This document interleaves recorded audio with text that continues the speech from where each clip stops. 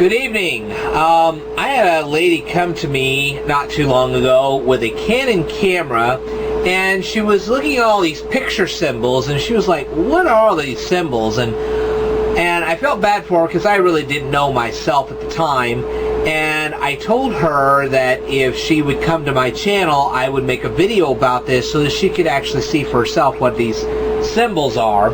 Now, some of them I was able to identify, but some of them I was not. I have since done research and I have found them.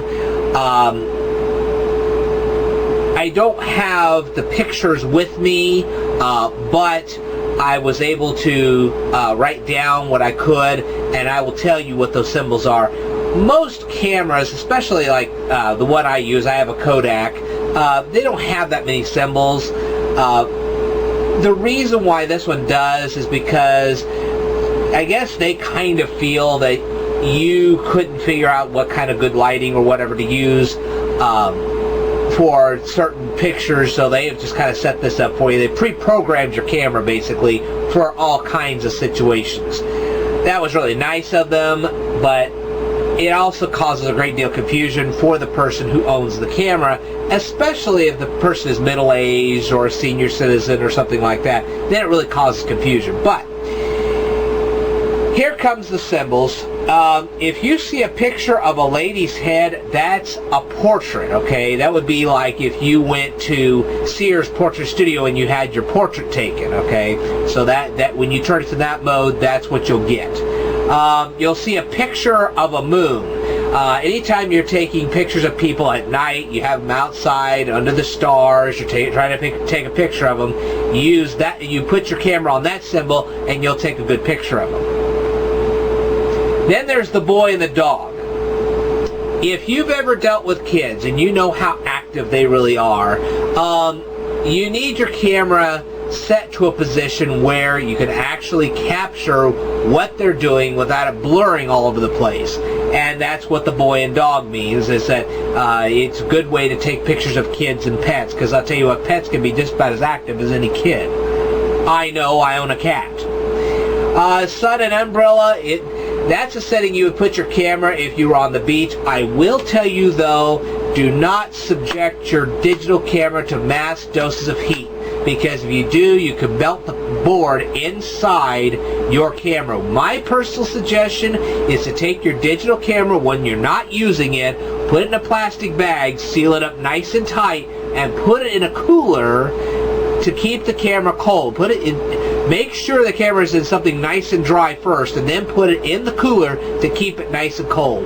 The reason why I say that is because, like I said, if you get a lot of heat on that camera, the internal parts could melt, then you're out of camera. Anyway, you'll see a symbol of a snowman. Okay, if you're taking pictures of somebody doing one of those snow angels, or they're playing with snowballs or something like that, that would be a good place to put your camera. Okay, you put it on that symbol and boom, you'd have that picture. Okay, anytime you see the picture of the mountain on your camera, that's good for landscape. So if you're trying to take a mountainous view, you'd put your camera on that symbol and boom, there you go. You see a person with a star, that's good for nighttime shooting. If you put your picture on a flower, if you're trying to take pictures of floral arrangements, or you're out at the botanical gardens, that would be the setting you'd want to put it on.